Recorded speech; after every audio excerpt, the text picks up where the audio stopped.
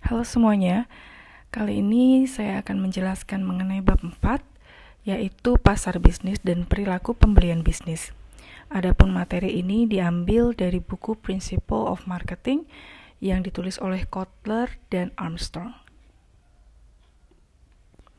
Kita akan memulai dari definisi pasar bisnis itu sendiri, yaitu perilaku pembelian bisnis dan proses pembelian bisnis. Kalau Anda bisa lihat di sini, perilaku pembelian bisnis adalah perilaku pembelian yang mengacu pada perilaku pembelian organisasi yang membeli barang dan jasa untuk digunakan dalam proses produk dan jasa yang dijual, disewakan, atau dipasok kepada pihak lain. Artinya di sini pembelinya itu siapa sih dalam pasar bisnis? Mereka adalah organisasi, institusi yang membeli barang dan jasa bukan untuk dikonsumsi secara pribadi, tetapi dia akan gunakan untuk diolah dan dimodifikasi, lalu disewakan atau dijual secara langsung kepada pemasok lain atau pihak lain. Sedangkan proses pembelian bisnis di sini adalah proses di mana pembeli bisnis menentukan produk dan layanan yang diperlukan untuk dibeli, kemudian dicari atau ditemukan, dievaluasi, dan dipilih di antara merek-merek alternatif lainnya.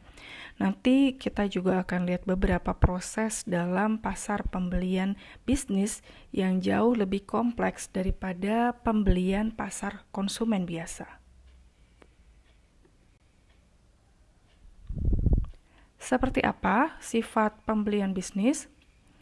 Pembelian bisnis akan mengalami sebuah keputusan yang lebih kompleks dalam pembelian, karena ada beberapa karakteristik. Di dalamnya lebih banyak orang-orang yang akan mengambil keputusan. Jadi dia bukanlah sebuah pasar yang kita mengambil keputusan secara personal, tapi akan melewati peran-peran atau posisi-posisi di dalam institusi atau organisasi yang menyetujui pembelian, yang memberikan informasi.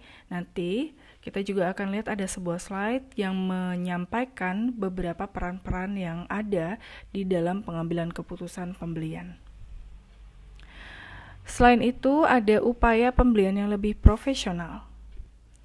Yang dimaksud dengan profesional ini adalah karena perusahaan di sini adalah organisasi atau institusi yang berbadan hukum.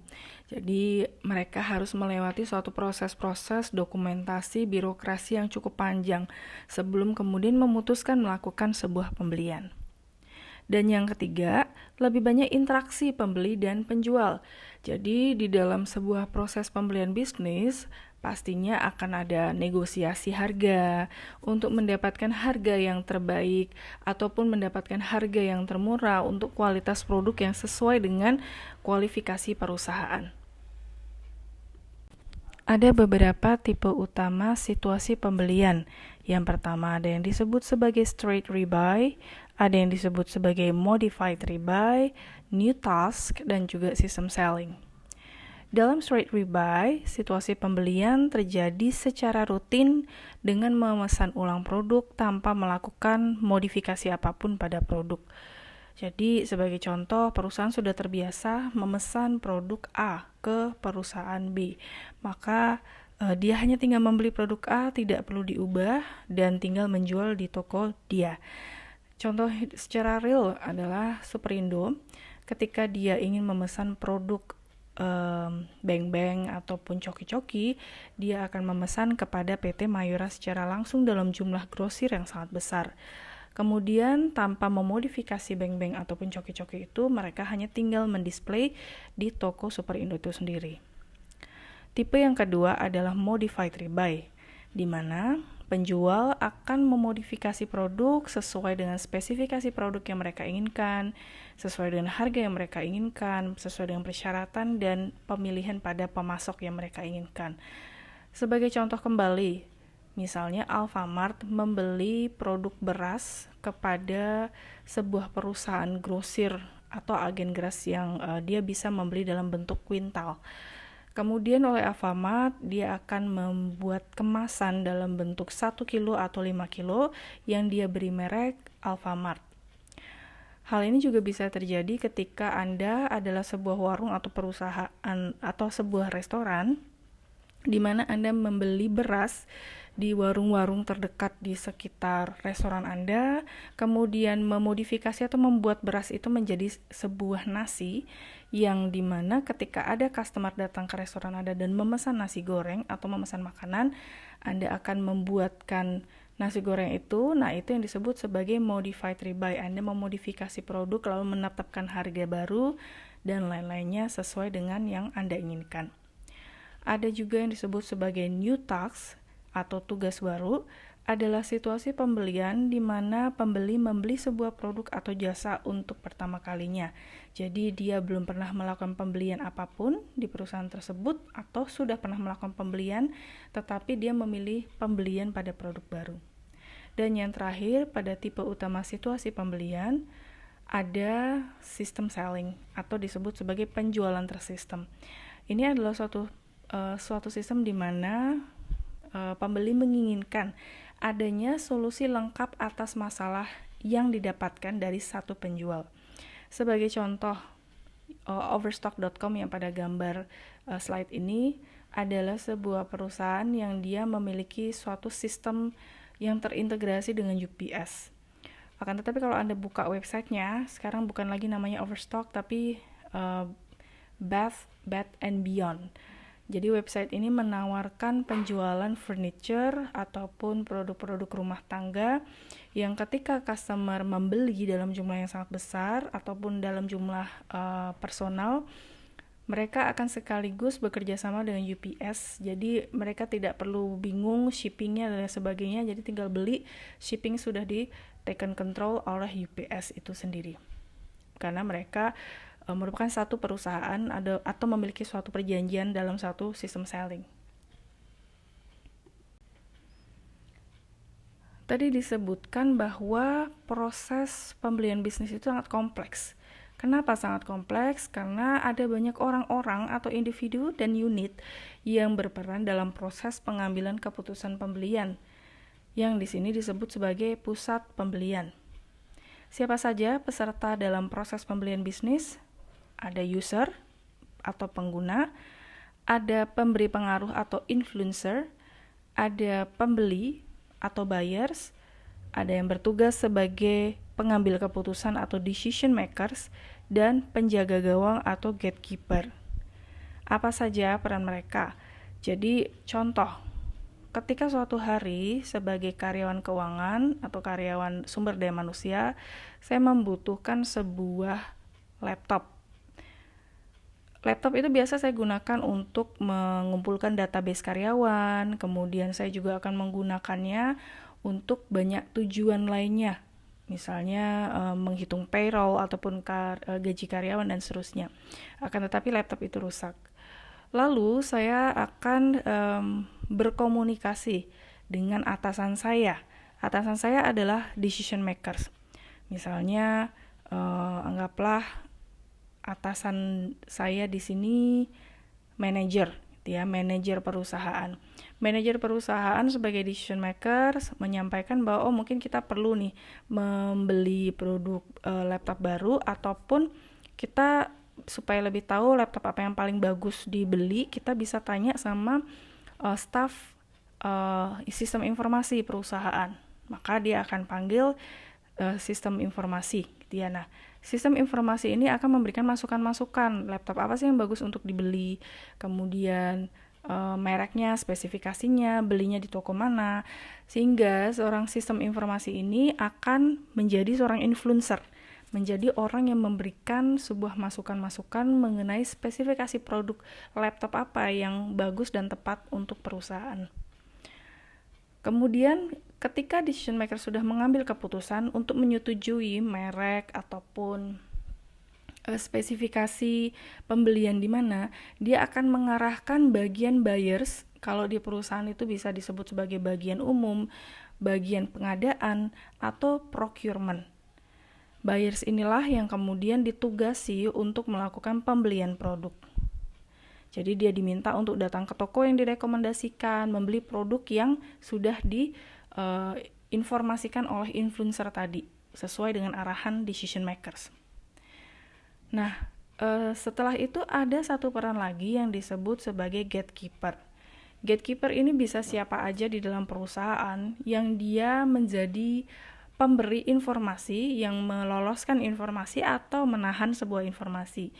Contohnya mereka bisa berupa sekretaris manajer atau sekretaris direktur yang biasa akan menjadi orang pertama yang akan didatangi mendapatkan penawaran dari penjual-penjual terkait dengan produk bisnis ya, yang harusnya itu disampaikan kepada decision makers sebagai pertimbangan, tetapi mereka bisa menahan atau memberikan arahan untuk menyetujui penjual itu bisa berkomunikasi dengan decision makers.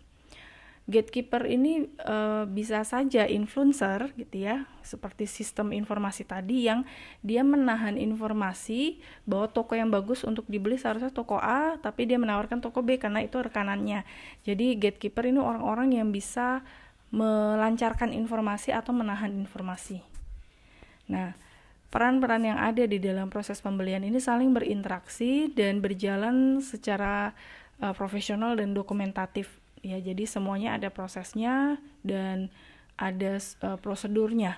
Ya, jadi dalam pembelian makanya tadi dikatakan melibatkan banyak individu dan unit.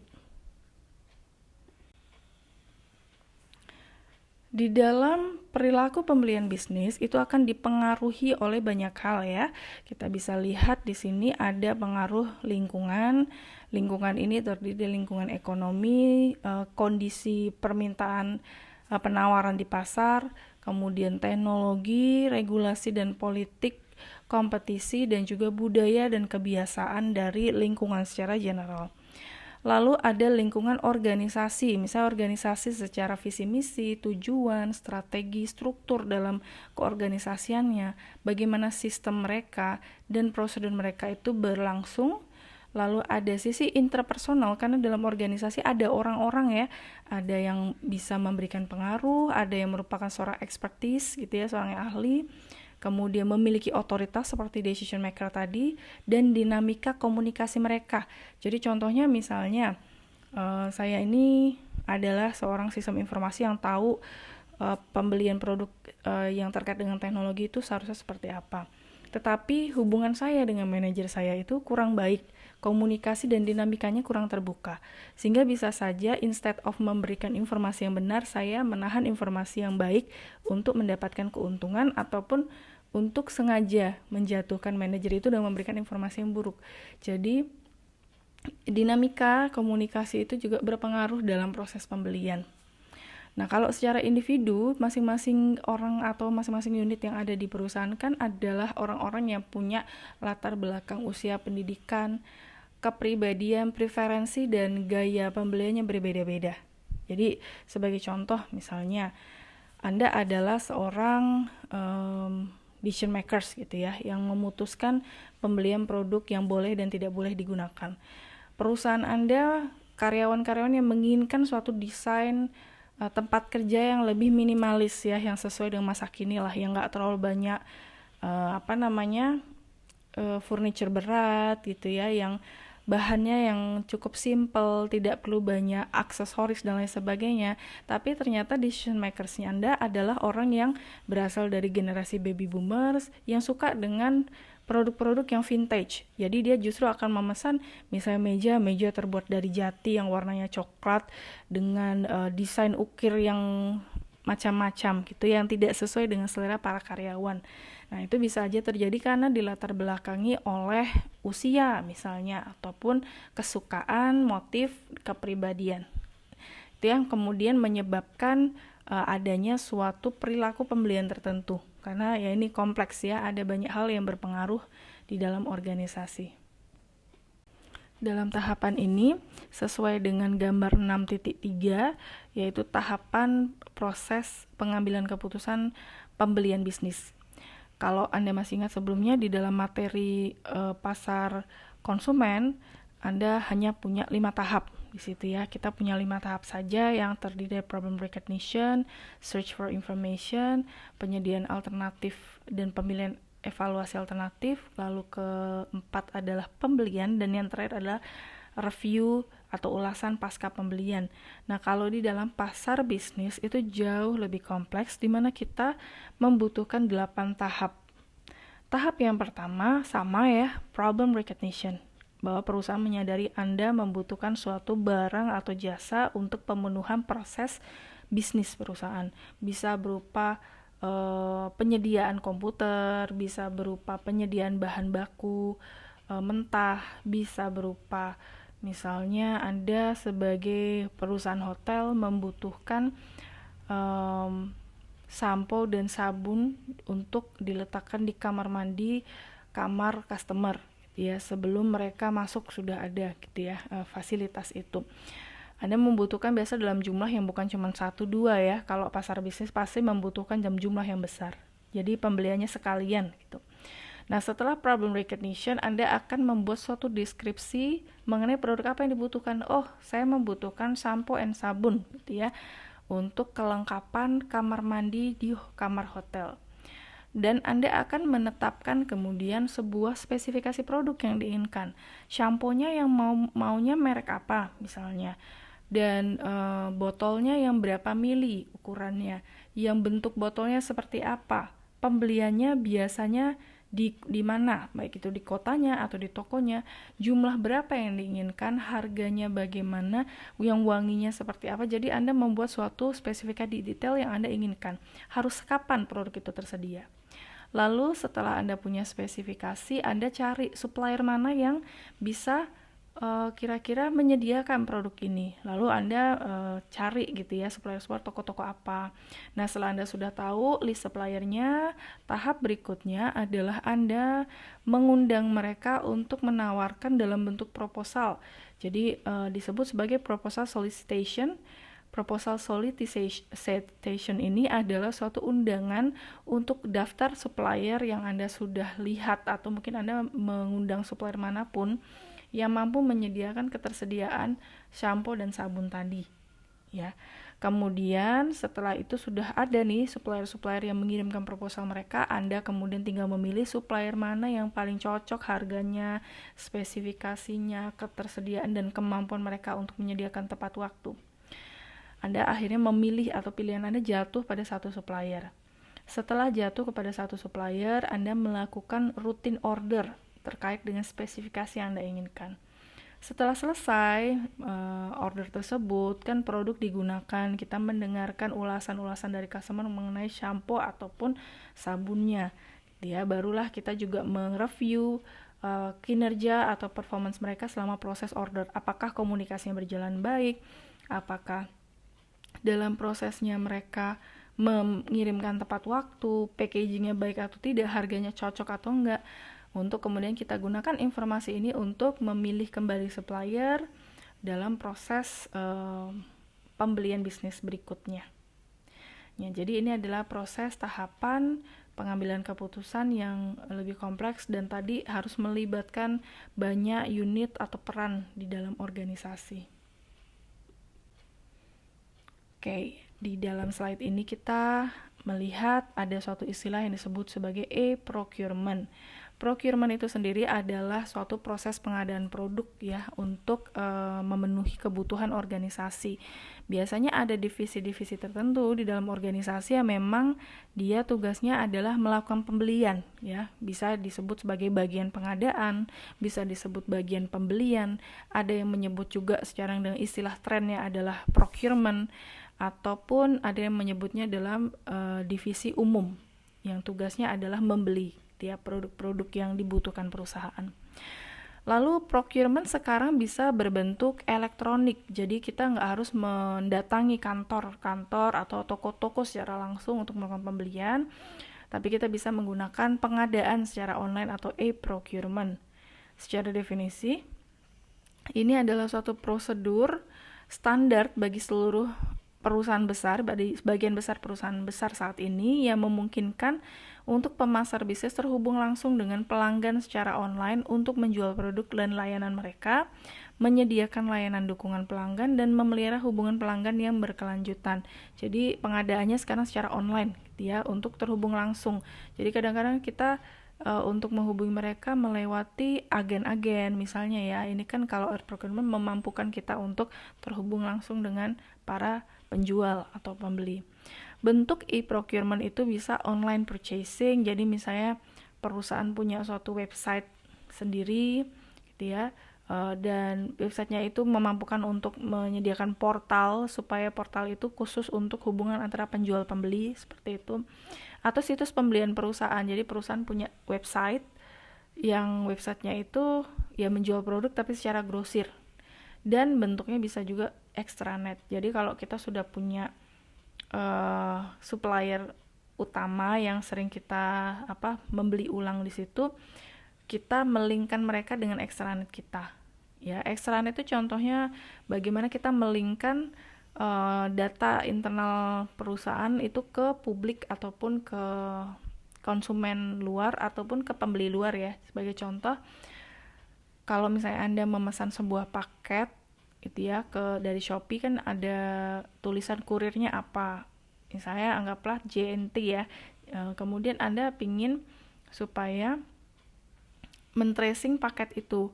Nah, JNT kemudian sudah mengirimkan resinya ke penjual. Anda udah dapat resinya, Anda pingin nge-trace paket saya itu udah sampai mana. Jadi Anda akan masukkan nomor resi itu ke websitenya JNT. Kemudian akan kelihatan informasinya. Nah, itu adalah contoh extranet bagaimana JNT membuka akses informasi mereka ke umum atau ke konsumen supaya mereka bisa mengakses informasi yang mereka inginkan. Jadi dalam konteks procurement di sini, entah Anda sebagai penjual ataupun Anda sebagai pembeli, Anda tuh memampukan untuk customer itu bisa mengakses informasi internal Anda yang memang dibatasi, mana yang tidak terlalu penting dan memang harus diakses oleh publik atau customer, untuk mengetahui informasi-informasi yang mereka inginkan. Oke. Adapun keunggulan dan kelemahan dari e-procurement antara lain, dalam sisi keunggulan, Anda akan lebih mudah untuk mendapatkan pemasok baru ya, supplier-supplier baru, aksesnya jauh lebih mudah. Bisa menurunkan biaya dan bisa melihat ya perbandingan harga antara pemasok satu dengan lainnya. Jadi Anda bisa lebih kompetitif, lebih punya banyak alternatif memilih harga, mempercepat proses dan pengiriman pesanan, meningkatkan berbagi informasi dengan mudah, meningkatkan penjualan, dan memfasilitasi layanan dan dukungan.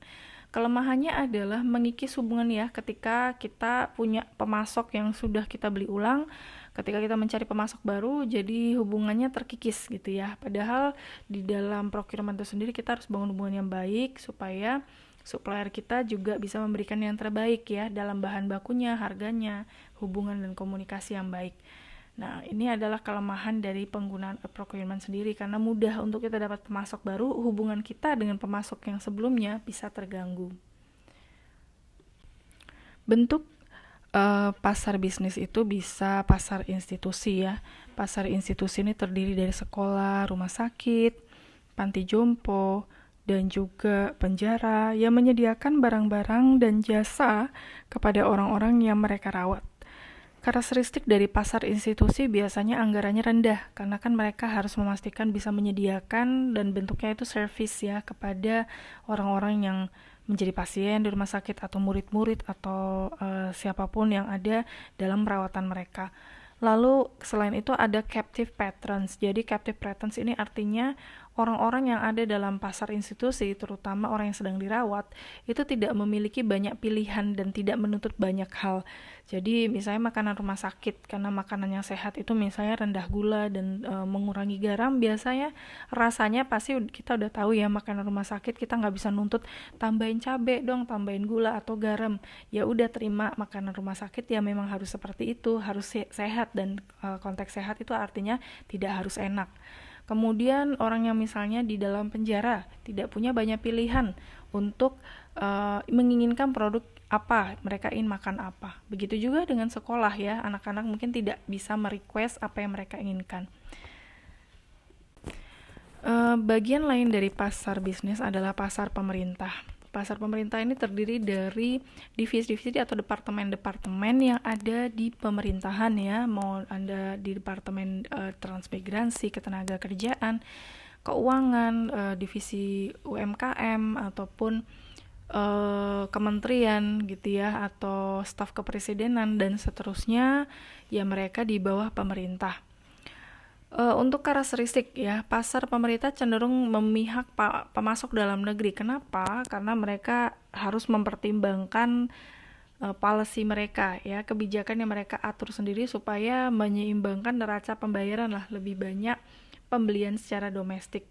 Kemudian mengharuskan mereka untuk mengajukan penawaran, jadi seperti mengajukan penawaran seperti proposal solicitation tadi, mengirimkan undangan kepada para supplier, lalu mereka melakukan tender untuk memilih supplier yang terbaik, dan akan memberikan kontrak gitu ya, menyetujui kontrak bagi mereka yang bisa memberikan penawaran yang paling rendah harganya.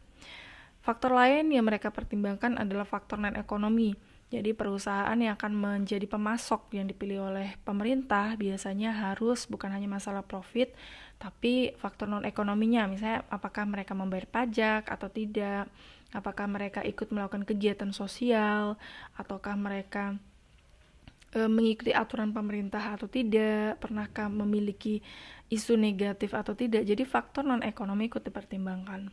Dalam perkembangannya, usaha kecil atau UMKM juga didorong untuk menjadi pemasok bagi pemerintah sebagai bagian dari support pemerintah terhadap usaha-usaha kecil.